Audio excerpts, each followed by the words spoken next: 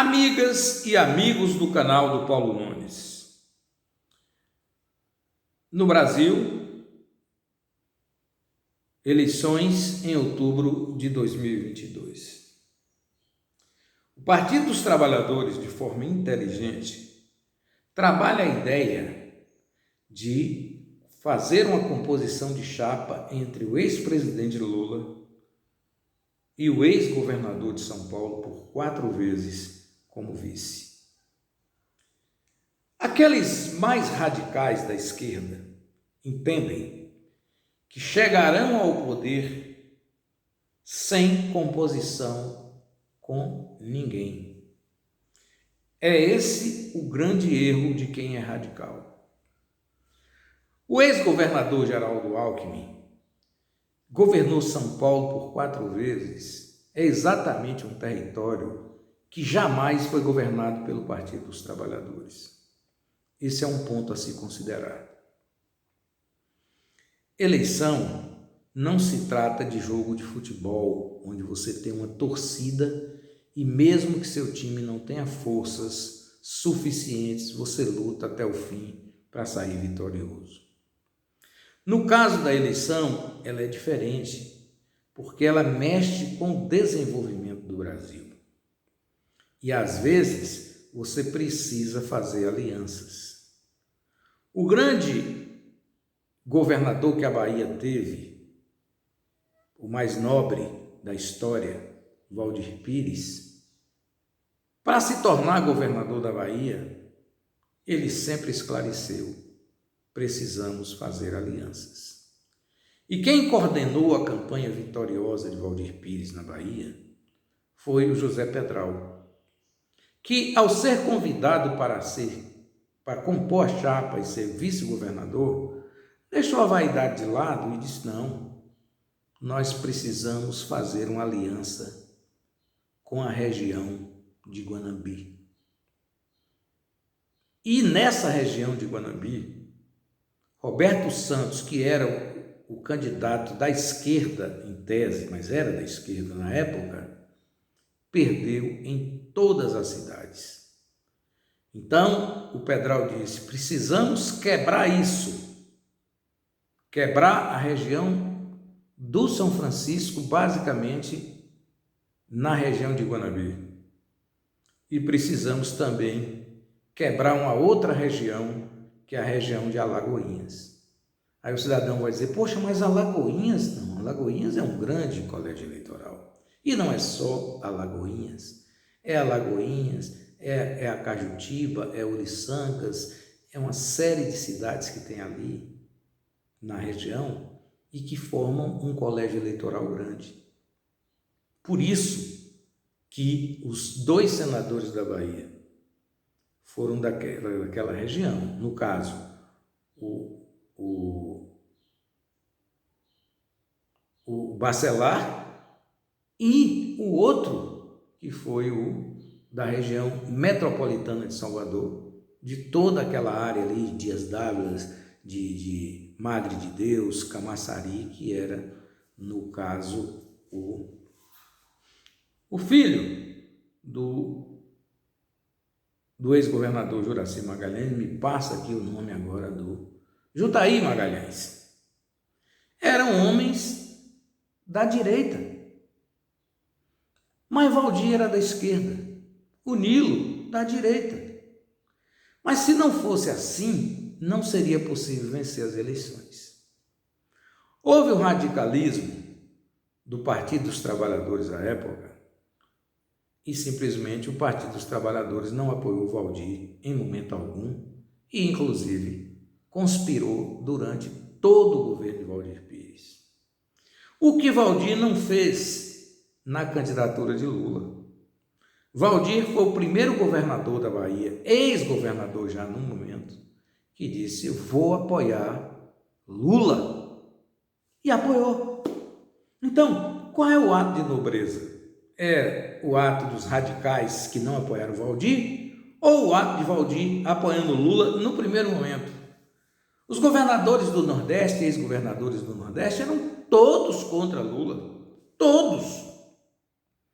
E ganhando ou perdendo, Valdir estava lá apoiando. Agora, Lula, de forma inteligente, porque Lula não é só um gênio, Lula é um cientista político da melhor qualidade. E ele tem uma visão que poucos têm. Eu não vou dizer que é só dele, mas poucos têm. Então, foi o mesmo Lula que trouxe para compor sua chapa o José Alencar, representante de quê? Dos trabalhadores. E eu me lembro aqui em Vitória da Conquista, um cidadão que me ensinou muito de política, Dr. Fernando Dantas Alves. Ele disse, olha, o vice de Lula está lá no Clube Social Conquista, ainda existia. E ele aí me disse, o Lula vai vencer as eleições. Eu falei, mas por que você está achando isso? Eu tinha intimidade para chamar ele de você. Ele disse, olha, não adianta insistir, porque se o rico não estiver no meio, pobre não ganha eleição. É ilusão imaginar que o proletariado vai ganhar uma eleição nacional no Brasil. Não ganha. É por isso que é preciso fazer uma composição com o rico. O trabalhador trabalha. É explorado? É. Mas vai ser muito mais explorado se ele nunca vencer.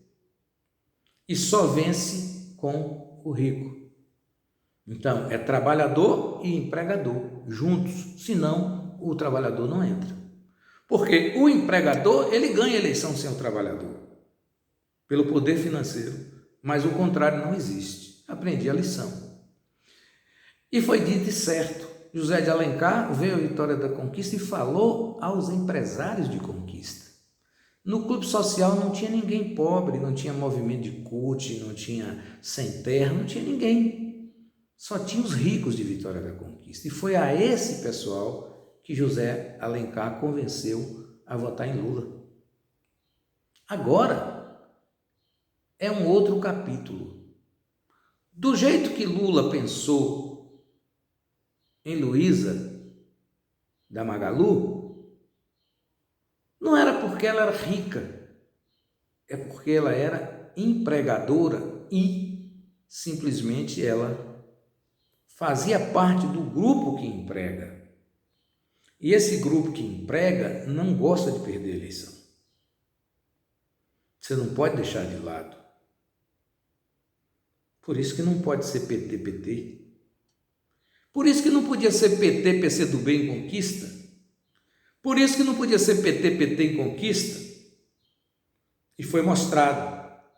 Colocou uma candidatura de vice na chapa Zé Raimundo, primeiro turno, mal colocada, o PT perdeu a eleição.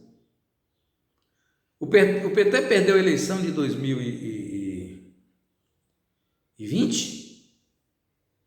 Por quê? Porque o PT não fez aliança com o outro lado, que poderia entregar ao PT os 9% que ele precisaria para vencer as eleições.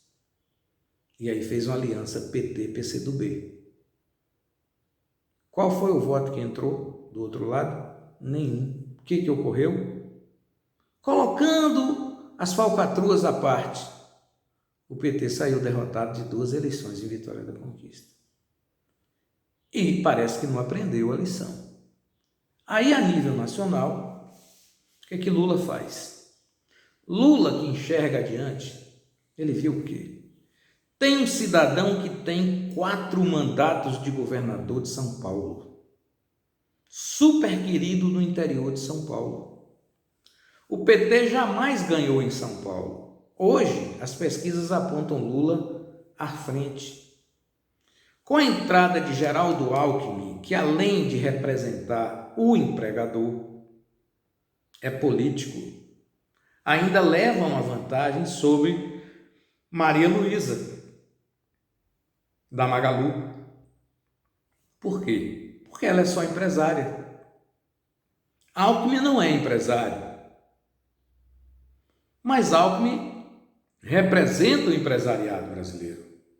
Representa os ricos de São Paulo. Representa aqueles que anunciam nas grandes emissoras de televisão, nos grandes portais e nos grandes jornais. Os amigos de Geraldo Alckmin é que mantém Folha de São Paulo, Valor Econômico, o Globo, Estado de Minas, que mantém Bandeirantes, Globo.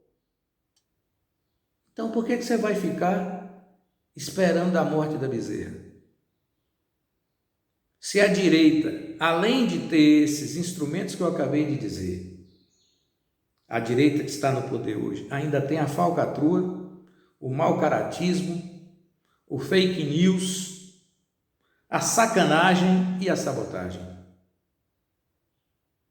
Então, você tem que entender que essa eleição, eu estou falando aqui basicamente para o pessoal do PT radical, que essa eleição é a mais importante eleição da história do Brasil. Não é a vitória de Lula no passado, foi extremamente importante, porque o Brasil virou outro. O Brasil não poderia sonhar com as suas 70 universidades se o PT não tivesse entrado no poder. Não poderia sonhar em guardar 400 bilhões de dólares de reserva se o PT não tivesse entrado no poder. Não teria salário mínimo de R$ 1.100 se o PT não tivesse entrado no poder. Não teria a empregada doméstica libertada da escravidão se o PT não tivesse chegado no poder. Não teria a educação básica, o avanço que teve. Claro, ainda continuamos tendo dificuldade. Afinal de contas, a criança vai para a escola aprender, quando ela volta o pai dela fala errado, a mãe dela, a tia, o tio, o dono da venda, né? O alfaiate, a costureira. Não é fácil. Você só pode educar se você ficar na academia o tempo todo. Você saiu de lá e foi para o meio do povo que desanda o negócio, você não vai ser educado. Então, se o PT não tivesse participado disso, você não teria criado os 20 milhões de empregos que foram criados no Brasil em 13 anos. E o Brasil não teria sido a 6ª economia do mundo, tanto que agora ela é a 14ª. Você não comeria o churrasco que no passado você comeu, ou tomava sua cerveja, ou comprava carro. Não é verdade? Então, foi importante. Porém, essa é mais importante por quê? Porque é uma luta de dois polos. Um colocará o Brasil sempre na rabeira do desenvolvimento. E a outra é a projeção do Brasil para o futuro. É a projeção de um país onde os cientistas não terão que renunciar aos seus trabalhos.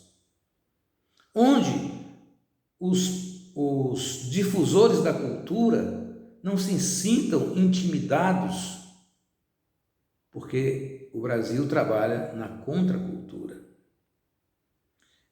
Os pensadores do Brasil não se sentirão intimidados ao colocar os seus pensamentos e não ter um militar qualquer para dizer para ele que ali está errado. Por isso ela é importante.